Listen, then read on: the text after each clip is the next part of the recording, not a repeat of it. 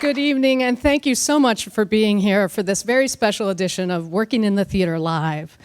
It has really been an exciting year for plays on Broadway, and The Humans is just an example of what we at The Wing work day in and day out at trying to nurture, and that is a healthy theatrical ecology that includes Broadway, off-Broadway, commercial, not-for-profit, all working hand in hand to bring fresh new work to the stage. And The Humans is just a shining example of that. This production also represents a collaboration between decorated Broadway veterans like Joe Mantello, Reed Birney, Jane Howdyshell, Lauren Klein, and R.M. Moyed, and rising theatrical stars like Cassie Black, Sarah Steele, Stephen Karam, who is a remarkable young playwright making his Broadway debut this year, which is very exciting.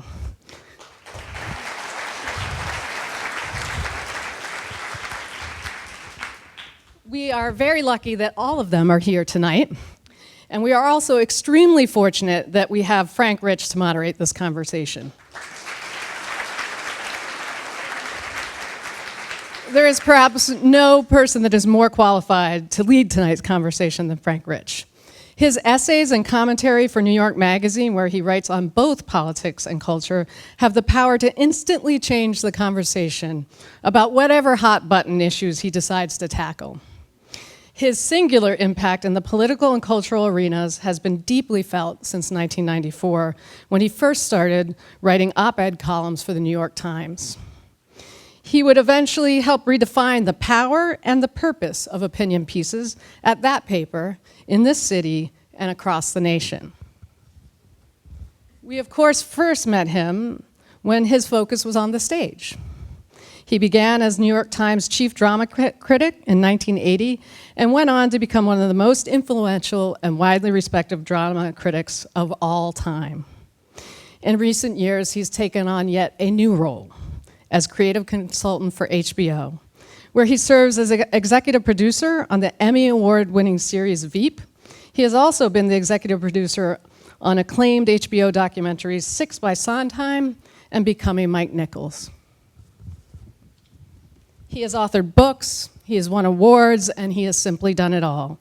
But perhaps his greatest achievement is managing the impossible feat of both being a critic of the theater and one of our most beloved members of the theatrical community. So please join me in welcoming Frank Rich, Stephen Karam, Joe Mantello, and the cast of The Humans. Thank you.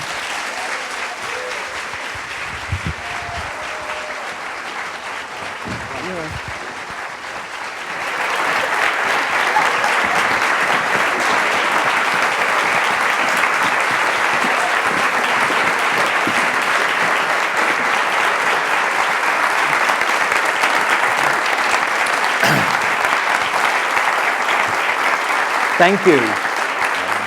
First of all, thanks for coming, and I suspect many of you are here for the same reason I am, which is just love this play, this production, everything about it. I've hardly been in New York since last June. But the very few nights I've been here, two of them I've gone to see The Humans, first at the Roundabout and then here at the Hayes. I just would like to start, even though most of you know who everybody is, just in case, maybe start with you, Ari. Just everyone introduce themselves for a second. I'm Ari Moyed, I play Richard. I'm Lauren Klein, and I play Momo. Hi, Cassie Beck, I play Amy. Sarah Steele, I play Bridget. Joe Mantello, the director. Jane Howdyshell, Deirdre. Reed Birney, Eric. Stephen Karam, playwright. Great, thanks.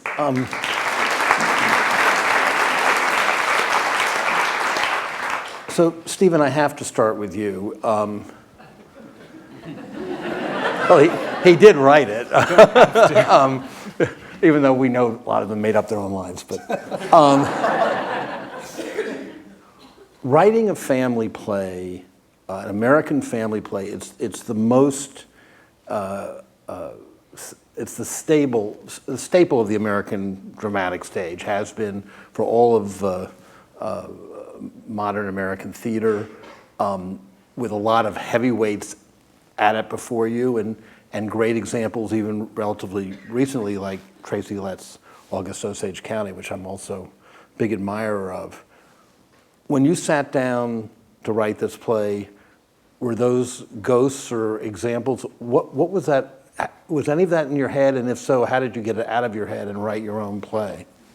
So the answer is no, they weren't. And the onset, I was not thinking about writing a big American family play. But I mean, the obvious, those incredible plays are. I mean, I think they're hanging over they've influenced pretty much every American play that's, Death of a Salesman. You can trace Long Day's Journey to Death of a Salesman. But in this case, I actually thought I was going to write a play about, I was interested in fear and anxiety post 9/11, post financial crisis. And so the way in which I actually got to writing a family play, I sort of surprised myself, actually. I was starting from this desire to, I was looking at the big sort of existential human fears, fear of losing the love of someone, fear of poverty, fear of ill health, fear of criticism. And I was thinking about exploring anxiety and fear via play that might actually be a little scary. So as these characters came to life and took shape, they became a family. As I thought about like a multi-generational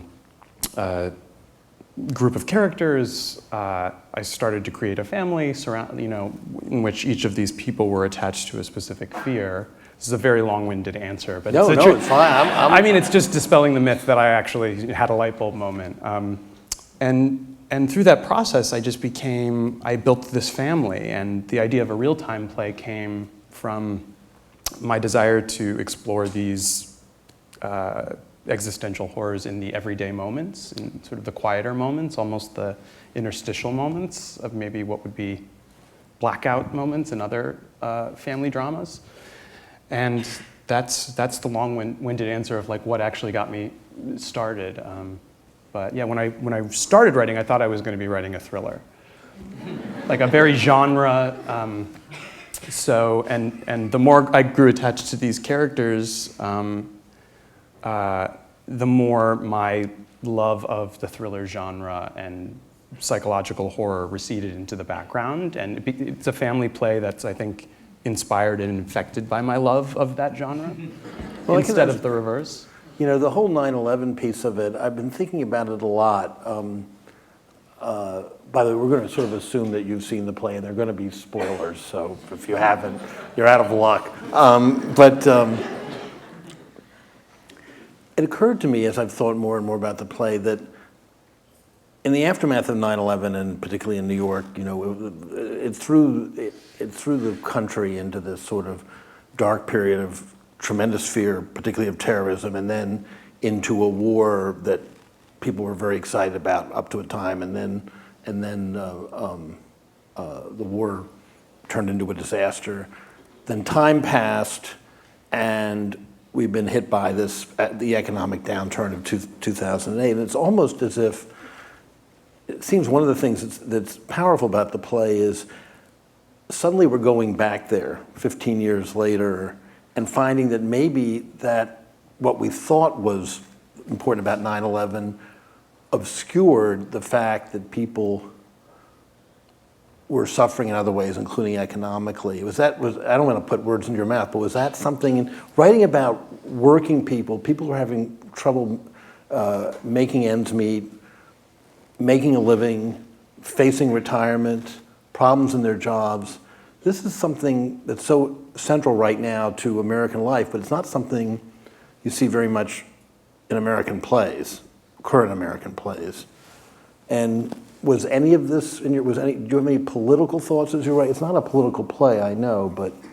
Yeah, I mean, I come from a family where money was never taken for granted, and I feel like, my experience in Scranton, what I think probably most of the country, I feel like money anxieties, that stuff does tend to drip down, and I feel like when I just saw the play last week, and that kind of the anxiety about both not having enough and how that fear of poverty is connected to also the aspirational, the desire for wealth.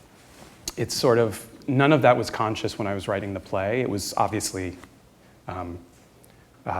it was trying to get out, but I wasn't thinking politically, and I wasn't thinking about Donald Trump, certainly. But I see that. We'll return to that point. But I see those connections. You know, I mean, I was trying to write about fears that I'm very familiar with and people that I love very much, and I think I was drawing on that. I'd like the cast to chime in, and just, you know, this is a question for all of you, and of course, you too, Joe. We hear, those of us who are sort of civilians and not in the theater, hear a lot about ensemble casts, ensemble playing. Obviously, it's said over and over again about what a great ensemble this one is, which it is. But how does that actually play out in terms of you're so these characters are so embedded in you, and you have these familial relationships on stage, and is it just a rehearsal process? Is it getting to know each other? Have any of you appeared together before? Do you have any kind of connection with each other off stage beyond, you know, banter backstage before you go on? Or talk about that, if you don't mind. I was just sitting here before we started thinking, it's so weird to sit out here with these people with whom I'm very comfortable and know very well and feel so self-conscious. Because this circumstance has nothing to do with what we do on the Helen Hayes stage 8 times a week. And so in answer to your question, it seems like it's the writing that brings us together in that particular way. I mean, when you have dialogue that is as impeccably and specifically written as Stephen writes, and a director who is incredibly sensitive to that and respectful of that in terms of guiding us into the play, it's impossible not to feel like a really tight, beautifully woven unit. Having said that, though, You hate each other. No. Yes. I do think Stephen and Joe cast a very similar kind of actor in the play. Really? I think having worked with a lot of people over the 4,000 years that I've been an actor, we all kind of work the same way. We all want to tell the same story. There aren't a lot of ham bones in our play. Sometimes you're in plays with ham bones. I don't know if you know that. Names, please. Meet me after. But we all, it's really thrilling from an acting standpoint to be on stage and know that we all want the same thing, to tell the story perfectly. And so it's easy to get lost in the play. I've had this incredible sensation a lot lately, especially on Broadway, of sort of getting lost in the play, and suddenly it's like, oh, it's almost over. Yeah. Wow. And explain what you mean by lost. Like in a train, I mean, so into it that Well, I'm always aware that I'm putting on a play. I don't have a psychotic break, but Right. But that's reassuring. yes. But Some seem to be disputing the world of the play is so strong, and everybody's so great to act with, that it becomes a kind of, it does become sort of trance-like to put on the play. Am I right, guys? Yeah. I think also the 90 real minutes of it. You know, we all get on the train at the top and it leaves the station and that's it. So you don't have a lot of time to dwell on a moment because you're going to the next one, always. And one of my favorite parts in the play is the dinner, when Sarah and I get to have our backs to you guys. Because it's just sitting at the card table with your mom and dad. I have the weird psychotic moments of sometimes I look at Reed and I'm like, that's my dad. Weird.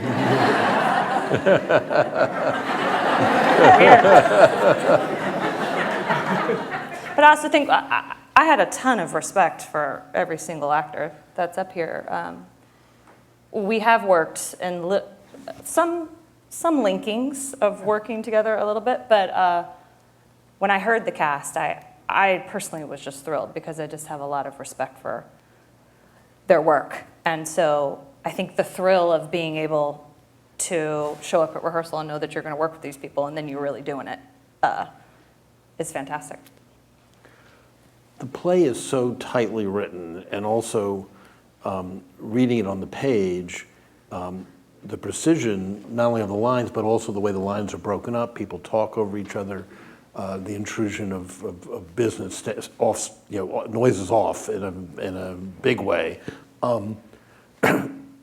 Joe, how did you choreograph it? I mean, I would think, and also when actors are on two different levels and can't see each other, I would think it'd be incredibly complex, both technically and emotionally. It was interesting because we were given this incredible gift by the Roundabout when we rehearsed there, that they actually built this set for us to work on. So not from day one, we were around a table for a few days, but then we all moved into this apartment together. And what you're talking about is absolutely true. What seems as if it's just life unfolding is really very, very precisely tuned. The music, what seems like actors just sort of improving and speaking over one another and cutting each other off, is so meticulously rendered by this group. And I think we all made a deal with one another early on to rise to what Stephen set out to do in the play, and then to try to make it look as if it was just happening, as if it was just unfolding like life. But in fact, there were many, many rehearsals where it was just almost by the number. So that someone would leave their chair and go up that spiral staircase and be at that door to knock on the bathroom by the time, and so that kind of precision was and it was the same thing with the set, which just looks like, it's just an apartment, but where everything is in these two rooms is so. It's been a long time since I've worked on this hard on a set. It really was. It was like a mathematical challenge. Your career, you've done almost every genre of play. You've done musicals. You've done, commercial comedies, serious plays. It just, in terms of the director's craft, does this resemble anything else you've done? Not in theme so much, but just in terms of the work of getting it up. I don't know. I don't think so. It certainly felt new to me, and it new in an exciting way. So it didn't feel like, oh, this old thing, the old duplex play. It didn't no. It was. Now, I'm assuming that whoever plays the Chinese neighbor is the cover for all of you. But seriously, when have there been nights when someone's been out? Have you played with understudies ever? We have not yet. Off-Broadway.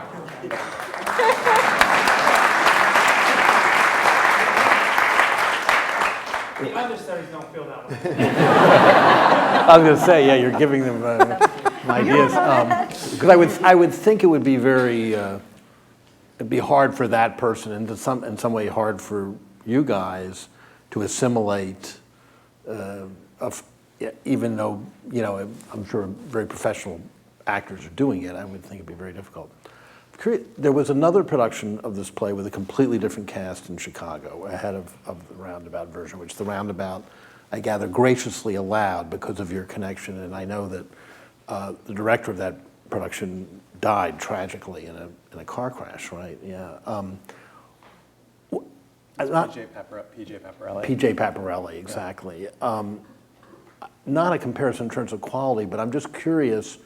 Was it a much different experience? Was that family different? I mean, did the play feel sort of the same to you?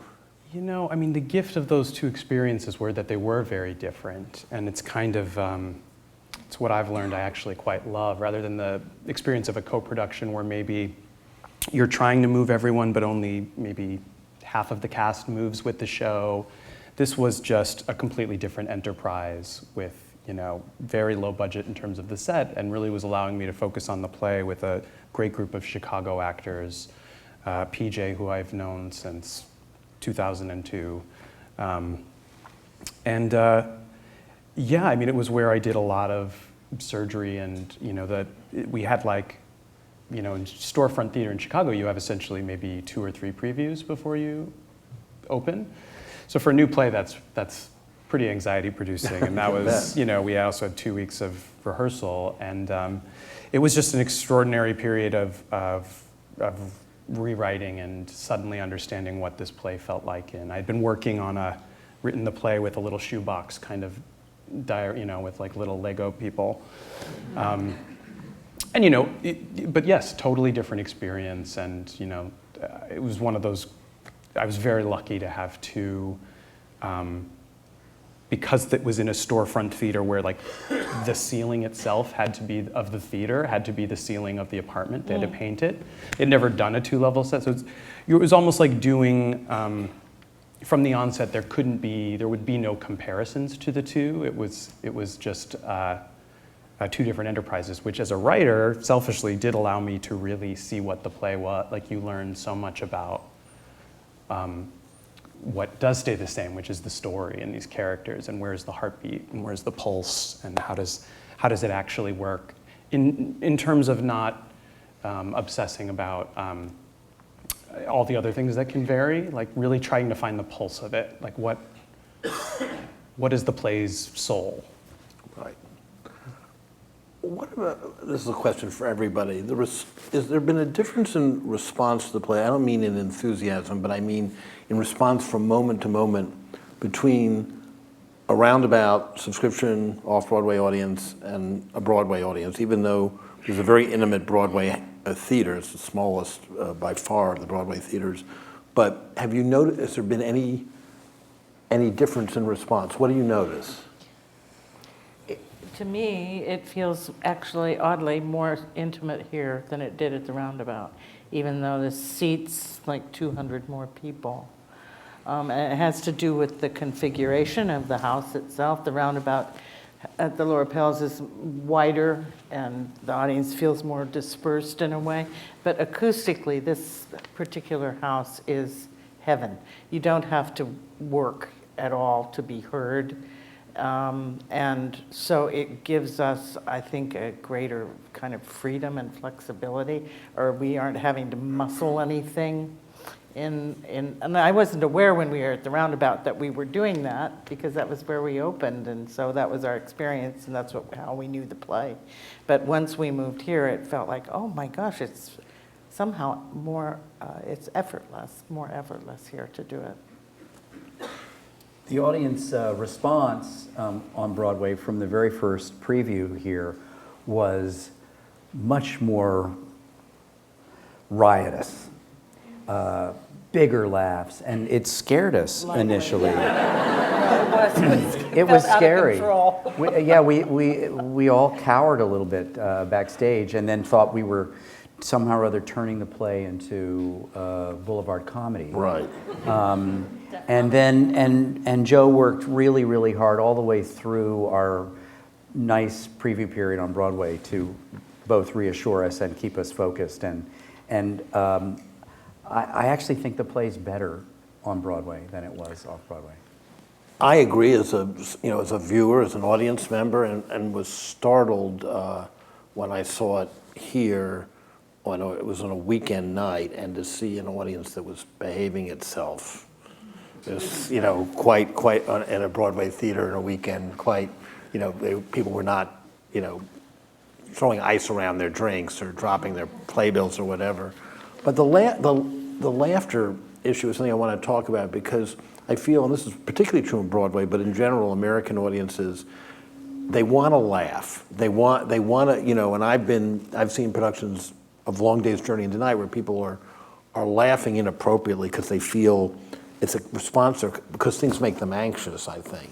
And so how do you deal with not letting that run away with the play? I mean, it's a genuinely funny play, but it's also a very grave play. And how as actors, as a director, as a playwright, how do you keep that in balance? I mean, there's obviously a lot of that is in the text, but What do you do when you get laughs you don't want? Or do you never get laughs you don't want? That's a very profound question, mostly because there's moments in this play where when you do get the laugh and you're like, oh, are you laughing?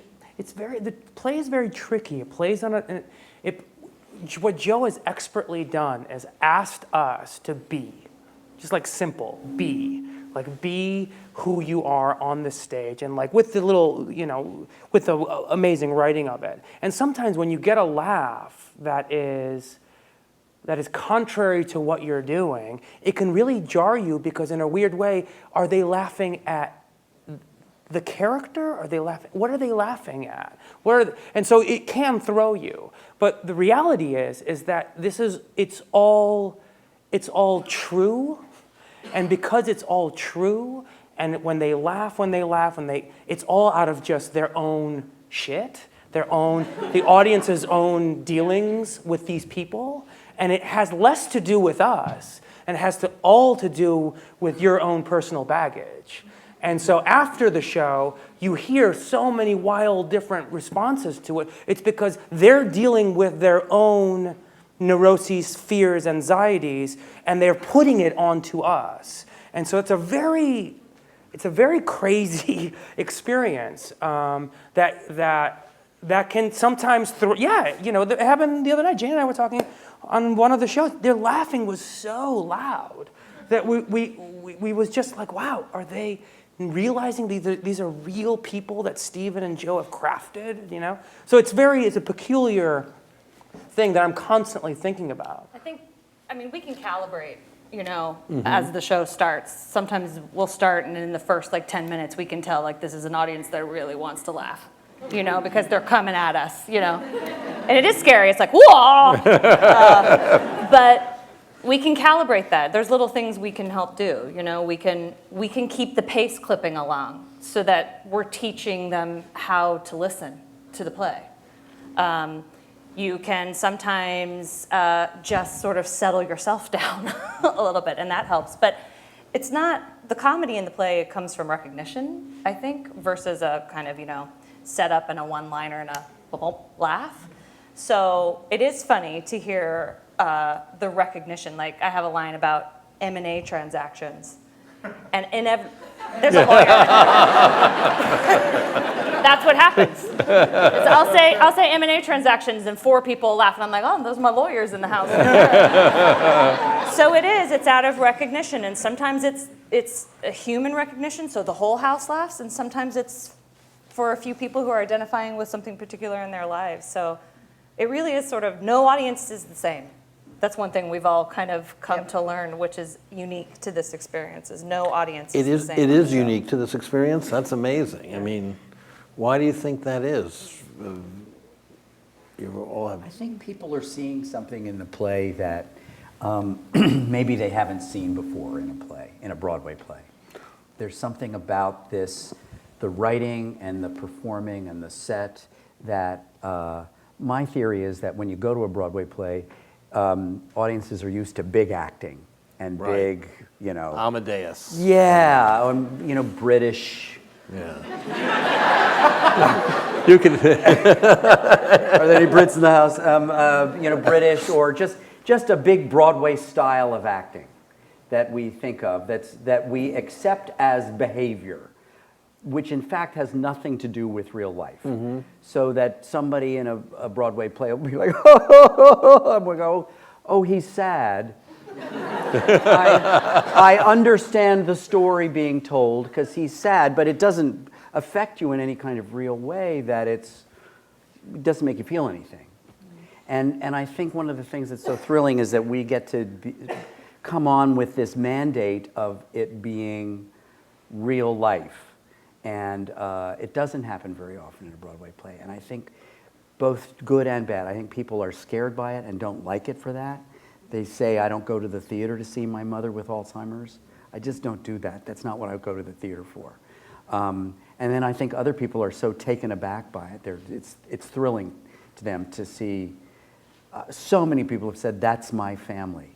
Now, it can't possibly be everybody's family, but there's something about this play that resonates.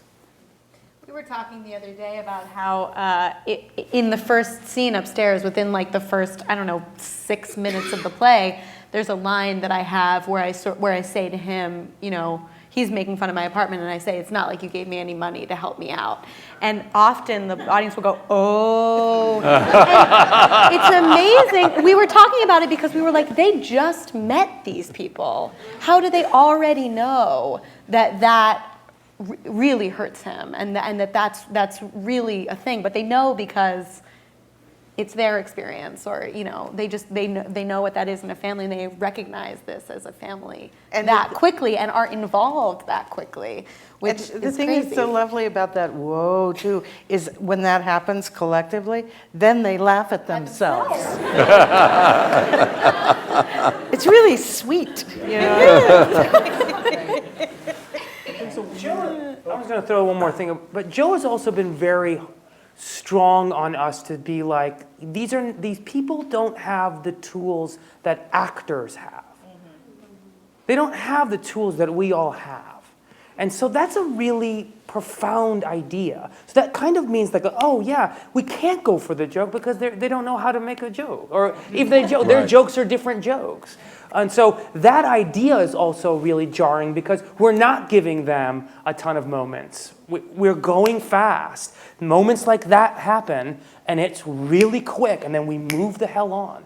It takes people a second. It's like watching, you know, it's just like watching these human beings interact, and you know, it's really, I think it really does something to people. Given that the action is continuous and there's no intermission, is the running time of the play pretty consistent from night to night, or does it? It's pretty shockingly within as somebody who checks the rehearsal report religiously. As you should. I think it's, I mean, Joe, you would know better because you've done so many productions, but to me, that range of like a minute feels, I'm almost astonished. I'm like, how is it not 3 minutes longer one night, 2 minutes? I mean, they really are within a 45-second, usually like a 90-second.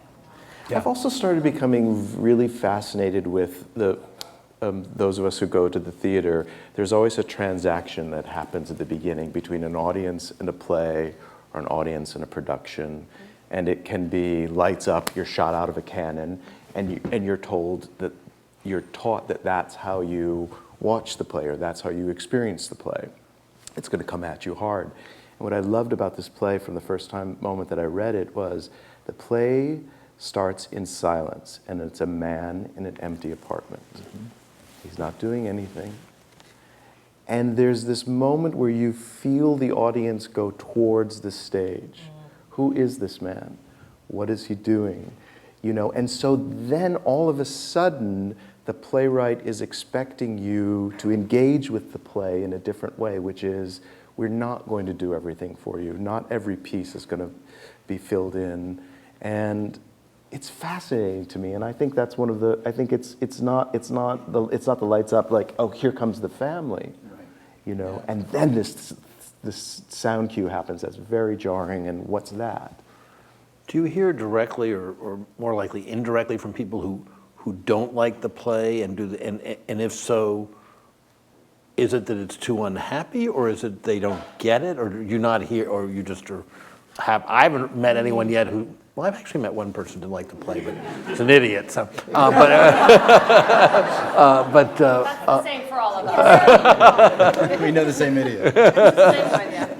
I think the ending has been, for some reason, controversial, or I hear people talk about the ending a lot, and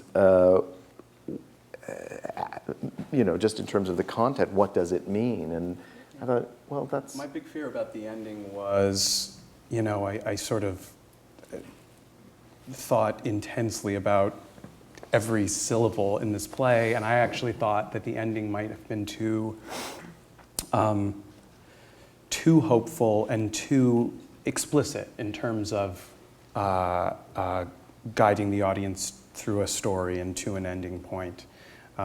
So I'd say one thing that kind of surprises me is how I don't want to say many people, but I have occasionally, including the house manager once told me that somebody had asked about the ending in a specific way, where you are as a writer sort of learning that by protecting the play by not being too explicit, meaning like if I had done the thing that I had thought about doing, like making it, like holding the audience's hand at the end, I just cringed. I did that once in rehearsals in Chicago, and I was like, can't do it, can't do it. But I also think that there is a kind of, I get exhilarated by this whole play lives in the land of the uncanny and mystery and the unknown and the Virgin Mary in a windowsill and what these moments mean or might not mean. And so while I think the ending actually has a very definitive, clear, sort of there are steps being taken and a story being told, I feel like I'd be letting the audience down if there was, let's say, something so, I think I've already tied enough of a ribbon, but I think the people that want the ribbon tied and want to ask, one of the reasons I'm doing a talk back now, I guess, what makes them so uncomfortable is people want to stop thinking for themselves and say, what did the ending mean? Right. What did that mean? Why did she have that phone call? Why did they, why was the noise, why did it sound like that?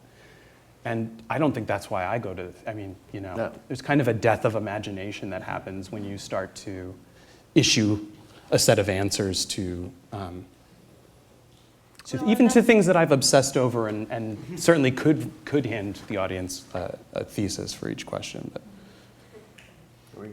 No, I just think it's a kind of a natural human response for many of us when we're uneasy to look for some sort of concrete thing to hang on to ease our anxiety. So I think it is partially people, we're used to living in a culture when we see entertainment, whether it's serious or funny, there's always something buttoned up. So there's definitely not a button on this show, but I also think it's a way of trying to allay the anxiety that the show produces for some people, just to want specific answers. Right. If I just had an answer for that, I might feel a little better. And part of that is, the show is, Joe was talking about the opening moments, the show is really trying to pull this very quiet sort of string of dread and have it build throughout the course of the play and almost conjure the kind of anxiety that the play is exploring in some ways. Tell your friends. But on top of it, no, I've been thinking a lot about this because Joe, obviously the play is about this family who so desperately loves each other, and it is very funny. And Joe had talked early on in rehearsals that he thought that the play was, to him, it felt like, if I'm misquoting you, stop me, but what love sort of looks like or feels like, that experience of watching these people need each other and hurt each other, and just the way that you guys take care of each other on stage. And I came across this quote yesterday on the subway about, because I had started from such a terror, anxiety, fear, dread place, this quote from, oh gosh, she's a 15th century mystic and I forget it now, but I was reading this essay, this woman invoked her, and it was love and dread are brothers.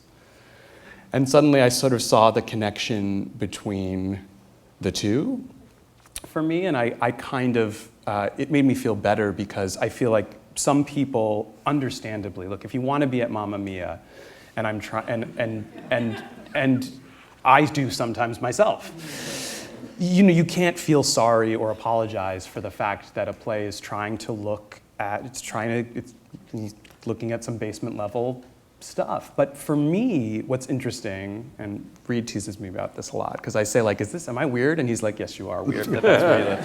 But it makes me feel less scared. It makes me feel less alone when I see theater that does that, that's not afraid to look at both the darkness and the light, that's not afraid to pull any punches about how terrifying the act of loving someone or losing someone, or but also isn't afraid to explore the joy of those things too, and the hilarity. Families are hilarious and terrifying things. We all experience this when we go home for the holidays. They're both at once. One thing I feel strongly about this play, when I'm talking about it, talking up to people who haven't seen it, that, it's another dysfunctional American family drama. And I said, actually this is not about, this is about a family that does function. Yeah. And that's what makes one of the things that makes the play so powerful, because for all the misunderstandings, the conflict and all the rest of it, they do love each other and somehow get through it. And say it to each other. Yeah. I have to, Lauren, you have an incredible assignment in this play, and I'd love to just hear you talk about it, conveying so fully and beautifully and sometimes harrowingly and sometimes humorously a character whose dialogue, with the exception of a few stray words, is all written in gibberish, who's impaired, and who yet is as crucial to what happens as anyone else in the comedy and the drama. How can I ask you a little bit about your process? How you created this character? It's because people say, well, you start with the page. Well, there's not a lot actually on the page for you. Oh, there's a lot on the page. Well, explain to that, me. will you? And it was very specific, and it was very hard to learn. But what it's become for me is like a mantra. She has her mantras, and or they are for me. And I feel like I learned it the way the little boys in Arab countries learn the Quran. There's a ritual and a rote, and it begins to grow and move into much wider places for me. So it's a very interesting process that has nothing like anything I've done. Everything that I learned as an actress was to relate. I can't relate. I was told to speak out. I have to keep it really low. And I think that Joe was a great taskmaster for me, because I kept wanting to do more, and I had to keep taking it down and do less and less and less. And it was a very, an enormous discipline for me to learn to do that, which I still struggle with at moments. If I forget myself, I'll start to get bigger again, and I have to bring it down. But the thing that's fabulous about the role, I don't know if it's an answer to your question, is that one, I go into this diminished state, and every evening after 90 or 95 minutes, I'm reborn, and I join the world again. And what do you do then? I just am who I am, or walk in the street. Don't go dancing down Broadway. Or manage to get to the train, or I have a conversation with someone. It's very interesting. And when we're collecting, we take the buckets out there and collect for Broadway Cares. It's very interesting to have interactions with people. I have many people that want to touch me. They all want to touch me. And they say, my arm, I mean. Thanks for clearing that up. I'm of an age, and I am Momo. And I'm Momo to them. It's like they all embrace this character of Momo. And I've had people cry. They tell me, one man said, "You're playing the role my wife recently played." I have them tell me that I'm their grandma, that my husband just died of Alzheimer's. And one boy came and said, "Thank you for giving a voice to dementia." And I'm not really giving it. I'm playing a part. Stephen's giving the voice to it, really. But it's fascinating to the whole process. It's like nothing that I've ever done before. She's never fallen asleep. Yet. No. Yet. No. Realize how long she is on that couch without saying. And I listen to the play. I listen to it every night, and I can gauge what the actors are doing and how what the laughs are and how the laughs are different, And We always ask Lauren how the show went. they don't always ask me, but I always tell them. And do you report them when they go off script? No. No. We leave that alone. Stephen, you're 36, is that right? 36, yeah. So this is a play with just almost every kind of loss in it that you can imagine. I mean, and I'm just, you've said that your work, not just this play, but your previous plays, have been autobiographical, not in the literal sense, obviously. Sure. But it's rare to come across a writer as young as you are, writing about loss in this way and across a generational span. Can you talk a little bit about where that sensibility or sensitivity comes from? Yeah, I have to believe it's just a product of who I am in the sense of like where I grew up, who my parents were, the kind of family and people I was around, and obviously my life experiences. I mean, without going into too much detail, I mean, I did lose people I loved at a very young age and sometimes in a sudden way. But I think a big family helps. I think maybe see a spectrum of things maybe just earlier. My dad's one of 10, my mom is one of 4, and almost everybody got married, and so I have lots and lots of cousins, and a tight-knit family on both sides. So yeah, I mean, I do think it's just, without going into too much detail, I think maybe, because it doesn't feel that way to me until I get a question like that. And then I'm like, But yeah, I think I've always been an observer and a watcher, and I think when you, everybody experiences, I mean, to go back to these kinds of loss that I essentially started the play with, like my own fear of losing these things. And I think, what I'm interested in is everybody experiences them at some time. Nobody gets away with, without encountering these big kinds of loss at some point in their lives. And maybe being a part of a larger family, maybe it's just made me more aware of it. Obviously. The alternative is for me to just say I've had a very sad life, which is so depressing, and I don't think I'm actually, I think a relatively happy person, so. You have not one but 2 Chekhov projects. You have a film that's nearing release of adaptation of The Seagull, and I just read you're doing a Cherry Orchard for the theater. Right. So I'm not asking you to compare yourself to Chekhov, obviously, but and I'm not even sure it's apples and oranges. But what have you found useful? There must be something that drives you to want to adapt Chekhov. And besides the fact the writing is great, but why you could have, Yeah, I mean, that's actually pretty simple. The first, what actually got me into it was I knew it was going to be Annette Bening and an opportunity to spend time with a brilliant play. And what I learned from adapting The Seagull was it's like it's like getting a college degree. It's like a master class in, actors experience this all the time. I've talked to some of these guys about it.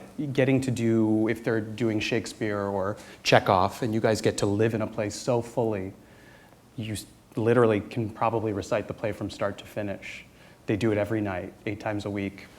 And I think for a writer, this kind of, probably why any writer jumps at the opportunity to adapt, let's say Chekhov, is that it's an opportunity to really obsess and live with the text for a really long time, and the layers just keep, and it's like learning, it's like a master class. I mean, that's the best way to describe it. It's these plays that I've known so well and loved, they continue to just reveal. And somehow I think that it makes me a better writer. Sure, I want to go back to the characters of the humans a second. And something actually I have a little common with some of Chekhov's characters, but the point we're talking about at the beginning, that these are people who are buffeted by hard financial issues, except for one, the trust fund kid of the group, that really sort of speak to what's going on in the country now, and this play, the writing of it actually predates some of the recent anguish and discussion of these issues. It used to be in the American theater that major playwrights routinely dealt with middle-class people, you know, or working-class people, Odets, Miller, certainly Williams, O'Neill. Absolutely, Ray Hansberry. And with possibly the exception of Hansberry, who was, after all, the first, I guess, Raising the Sun was sort of the first modern dramatic play by a black writer, or a black woman, certainly produced on Broadway, played largely to white audiences. Whereas these other writers, also I would include August Wilson, more modern, but most of, in the previous periods, they played to audiences that often were middle-class, working-class audiences. You know, I think of Death of a Salesman, a famous New Yorker cartoon of two salesmen coming out of the theater. One says to the other, "I always told you New England was a lousy territory." But the fact is that people who had Willy Loman-like lives, maybe not as tragic, went to see these plays. So here we are on Broadway. Even here, tickets are expensive. A lot of the audience that might be part of this family is priced out of going.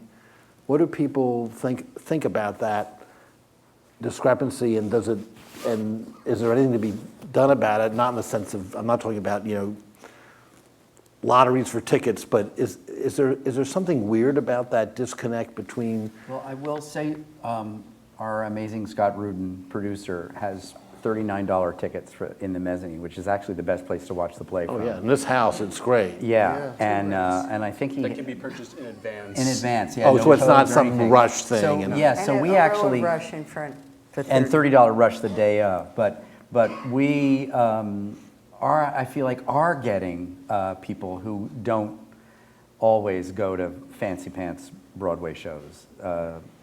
Don't you think? Haven't you felt like seeing? Well, it's been some TDF, hasn't there? There have been. Yeah, and I think we're up at the booth and all that it's stuff, at the too. Tix booth too, but it's still expensive. It is expensive. But I think what's interesting is that this play and this production and this cast is sort of an aberration on Broadway because it's a new American play with, forgive me, no movie stars. Right. And the fact that people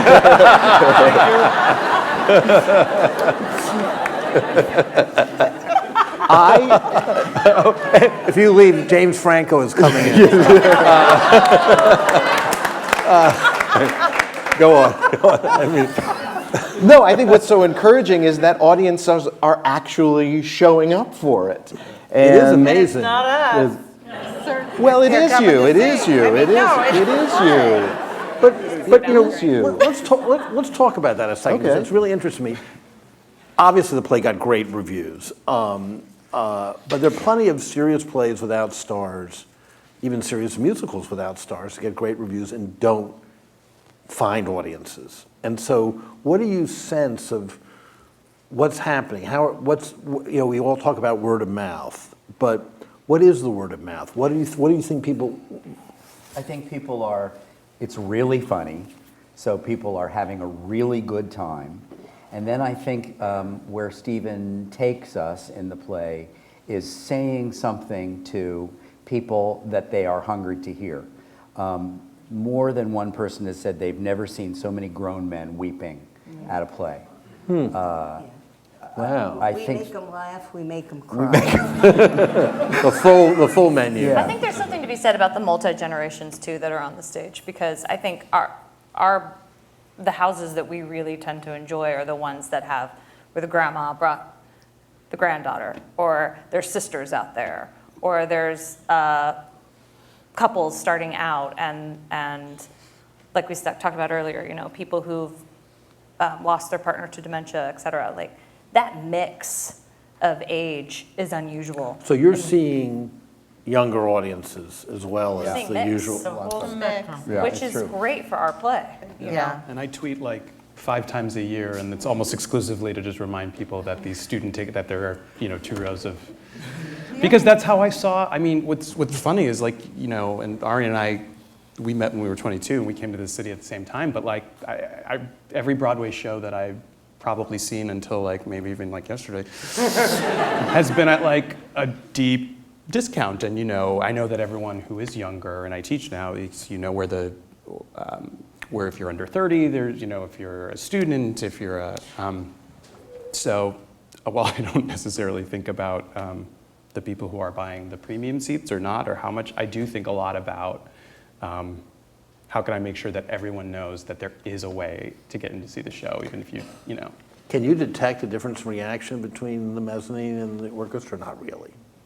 Well, I only watch, quite famously, from the worst seats in the house. So I actually don't even, I lean up against I'm behind the last row in the mezzanine, because it's where I'm comfortable, and I love that it's still not a bad seat. And I watch, I really love seeing the last 2 rows in the theater, in the mezz, still have a kind of communal, and I think that is a product of the work that these guys do and Joe's direction, that somehow even back there the play is reaching people in the quote-unquote cheap seats. I think you actually get a fuller experience from back there, because I had a friend watch from up there, a director friend, who said, in watching the play from back there, the blackness of the upstairs looms over the play the entire time, and you can never escape it. So even as we're having our Thanksgiving dinner, there's this oppression, which was... Now you've given me a reason, not that I needed one, to go a third time. Sit up there, yeah. Going back to the economic circumstances of the characters, this is sort of, it's sort of a stunt question, but not really. I'm sort of curious to hear if anyone has an answer to it. If you had to guess about your character in this political climate where so many of these issues are being talked about. No, well, maybe, but do you ever think about who your characters, not you personally as actors, might vote for? Hillary. Hillary. Well, I think he would vote for Bernie, actually. Because? I think there's a little bit of embarrassment of his riches. And so I think he wants to be so common at times and so of the earth that he's going to do anything to go. And this is not a judgment for Bernie supporters. I'm just saying that I think that's where he would go really deep down and try to like be of the people. He's a social worker. He wants to, I think he really, there's an embarrassment at times of, or the way that I'm doing it. There's moments where Rich is stumbled into like a total error financially. We're talking about cruise ships and stuff like that. And I think there's times where I just feel he just wants to like, oh man, just run away from all that. That's so interesting. That's how I think A about it. couple of articles I've read have said that Eric is probably a Trump man. And I don't think that's true, because as Arian pointed out to me when we had a conversation about it, I'm all about the unions. I'm a union guy, so I think I'm a Bernie guy too. Really? Yeah. That's interesting, okay. Yeah, Irish Catholic, I think I'm a lifelong Democrat. And Not a Reagan Democrat switching over to... I don't think do you think he was a Reagan guy?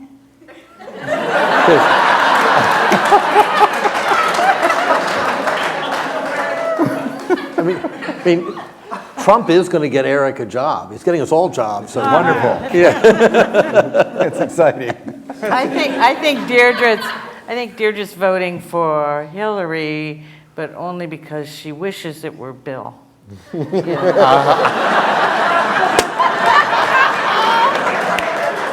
I think she longs for the old days, I don't think she's all that excited about having a woman in office so much as just having something that she knows that's, liberal. I think that Bridget is probably a Bernie person, mostly for student debt reasons. Right. She's clearly very, as she should be, fixated on her student debt. Yeah. And I guess voting for FDR, I don't...